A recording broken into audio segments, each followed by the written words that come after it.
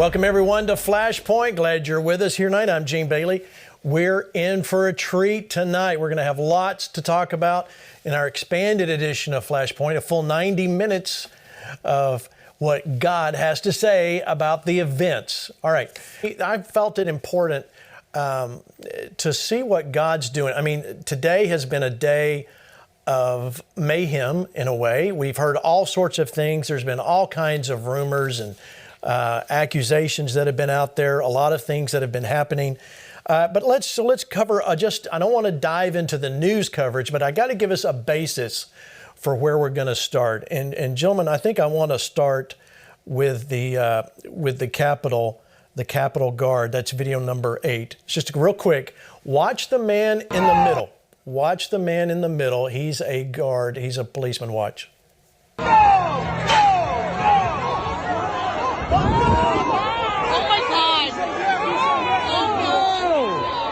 Did you see that? He was waving them in. All right, we'll play it again. Watch this. He's waving them in. Watch. Oh my God! Oh no! There you go. Lance, what do you think? What do you think when you see that? Well, it's not only that, Gene, but it's the other footage you have of the bicycle racks that have 4 policemen in front of them that open them up and basically wave the mob through before it gets to that segment. Then there's the odd piece of video that came out today from a blogger named Fog City Midge, who has 10 police on one side of the Capitol building on the most vulnerable and historic and significant day of the election, you could say. And right to their side is the whole crowd of people going into the building, and they're standing there facing this way, like, hey, do you think maybe we should have someone on the left of the building too? Something is so fishy about the way that this was set up that it only goes with these dumb titles. I come home irate because I was there. Mob storms Capitol. No, this wasn't a pro-Trump mob storming the Capitol. This was organized Antifa radicals who led the break-in, while we have evidence of our people saying, stop them, stop them, stop them. But then in typical, unfortunately, the way that crowds work is called a crowd mentality. Once they've broken in and people are streaming in and there's no resistance, you see other people kind of like walking in. The people that are posing in these seats are clearly radicals. Remember, 4 years ago, we had 100 people arrested, riots in the street, broken windows, and I had a limo torched and burned on fire. I was looking at it. So this is shocking to me that we had this level of setup for the Kabuki theater that is now literally overturning the inquiry into a ripped-off election. And the titles here drive me bonkers. Trump supporters stormed the Capitol, overwhelmed. There was no police there. It was 4 guys in this one. Overwhelming police with rioters barging their way in. So I'm looking forward to the next 48 hours as information comes out, because all this is covered in social media. Excellent. Speaking of social media, I want to encourage, we've got a lot of new outlets tonight that are watching us on social media. Please share this video, this live program. After it's over, please share it on all your outlets so that we can continue to get the word out of what's happening. All right, I want to play. Well, first off, Lance just mentioned lighting his limo. This was your limo on fire. Show that picture. This is from 2016. That was your limo, right, at the inauguration, rioters? Yeah. So let's point this out, the blatant hypocrisy of these politicians who right now never raised a voice when 100 of these Antifa guys were arrested. What do you think they do for a living the last 4 years? You've been seeing them all over the cities. They're all over social media. The same characters that attacked Trump's inauguration were ready right before this next inauguration to make sure that Biden gets in. And there was no cry on the Capitol floor from Lindsey Graham or anyone else stuttering their outrage, because they all ignored it then. But now, when it's a manipulated TV moment, they're all having this breakdown over law and order. It's really infuriating to see the reality of this right now. Yeah, that's true. And those pictures were from 2016. They could have been yesterday. Mario, I want to get you to weigh in on this, where we're at right now. Well, where we're at right now is we're at a point where our nation has been summarily silenced. We are watching a silicon curtain. They had an iron curtain in Europe. We have a silicon curtain coming from my hometown area. And there should be a balance tonight. We don't want you afraid. We don't want you angry or mindless, but we want you sobered to know that the army of God has got its work cut out for it. And I think that God is going to raise up the right generals and the right movement. As Donald Trump said, this journey has just begun. Yes, amen. You are right. And listen, I want to say, let me just set something right here, right at the top here at the program. This isn't going to be all negative stuff. You're not going to hear just a bunch of negative stuff tonight, okay? There's enough of that in the news, and I know you've seen that. I do want to show you factual things of what we're seeing, all right? So you got to see some of the facts that you're not seeing on other media outlets. That's just the way it is. But we have hope tonight. There's great hope. Listen, Jesus didn't fall off his throne, and God didn't say, no, we're done. Forget it. I guess Biden won. He didn't say that. All right, I want to show you this clip, and I don't know if you've seen this either, Lance. This was a new one that I found today. This is from inside the Capitol, just 30 seconds. It's where the protesters broke through. Now watch how it was handled.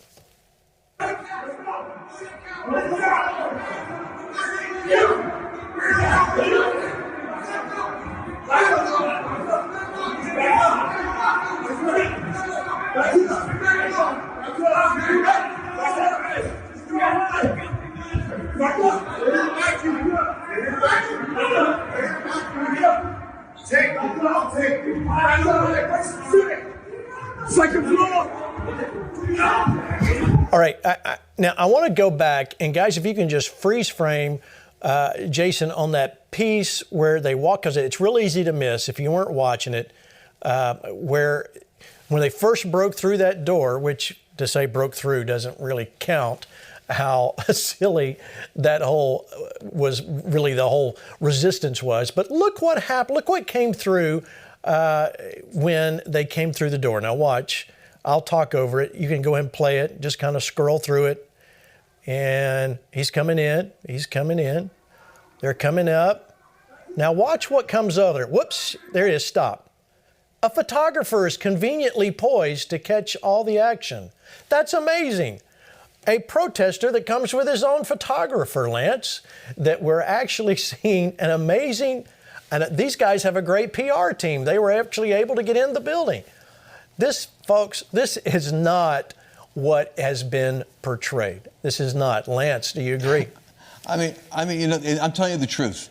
This is where it gets scary, when guys like you and me become the citizen journalists. You have a little more background in this than me, but we're actually finding stories that professional media are supposed to find. Like, for instance, there's a social media guy with a camera walking with a policeman behind him, like this is reality TV. You got the photographer over there ready for the great shots for the news media. Because remember, all media is working together to make sure that Biden and Harris get elected. And so I'm wondering if they had that much forethought to have a photographer and a social media cameraman, couldn't they have added one or two other policemen? Yeah, one would think so. Well, we had word today. I don't know, gentlemen, if we have that. If we have that clip from the French journalist, let me know if we have. They'll pull that and get it up. But I want to show you something else. Okay, they've got it ready. All right, I want you to watch. This is our crew in D.C.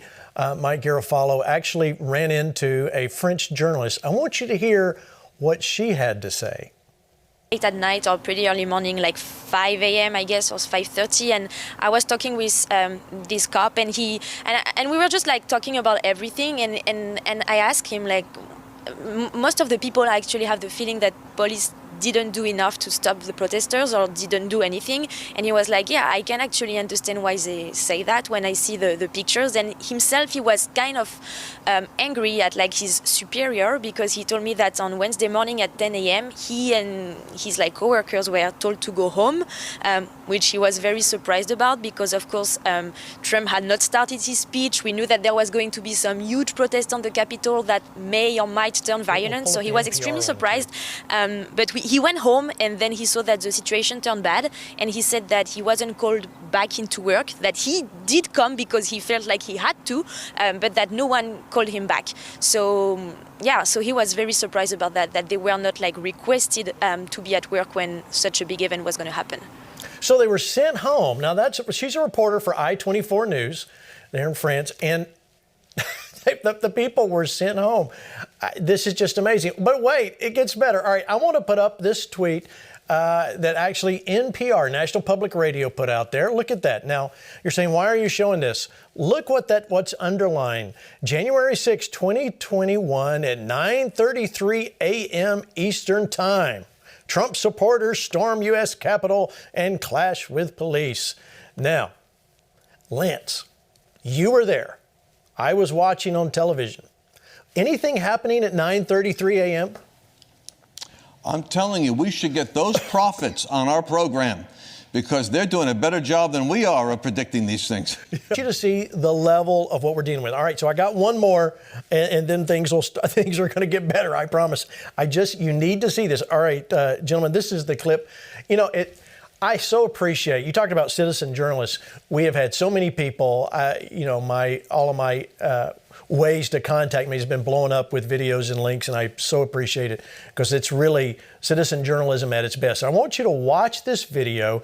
Now, this gentleman was there when buses of rioters, Antifa, BLM, whatever you want to call them, they arrived. But there's an interesting note. Now, it's a little bit long of a piece, but he's going to walk down. He's going to show you.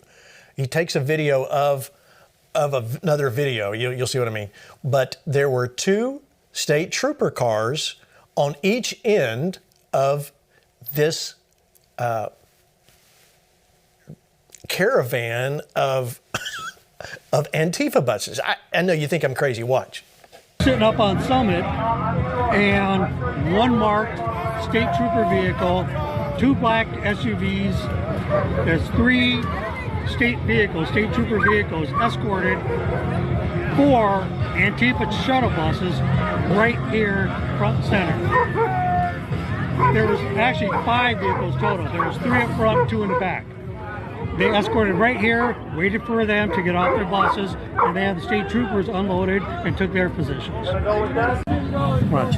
There's that guy. He had his lights on. They were coming, and then there's the ones up front too. They escorted, and each one of those buses are labeled. They're all paid charter buses. Look at that, bro.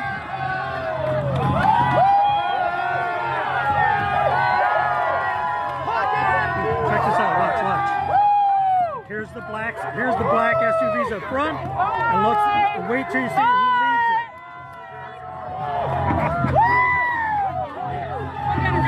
it. Wow. They freaking brought damn Antifa here. They escorted them here. You've literally. got to be. Lights flashing and all. You've got to be. Yeah, there you go. Lights flashing. Patriots, are you guys watching this? You guys share this video, please. You've got to be kidding me. On video. Well, there you go. On video. I don't know, the playback there was a little fuzzy, but you saw the state troopers on both sides of that. All right, so we're going to dive into this a little more, but Lance, I want to get you to comment on that. I mean, is there any doubt? I need to know, are we totally missing it here? Is there any doubt in your mind what happened? No, and it's unfortunate. By the way, the earlier point that you were making, just for people that might miss this, is that you circled 9 a.m. for the announcement about the pro-Trump mob storming the Capitol, but the event didn't happen until after 1 o'clock. That was the point. The Twitter jumped the headline because it was pre-written. These people somehow knew what was happening. And it's not just that video. I've seen that a couple of times.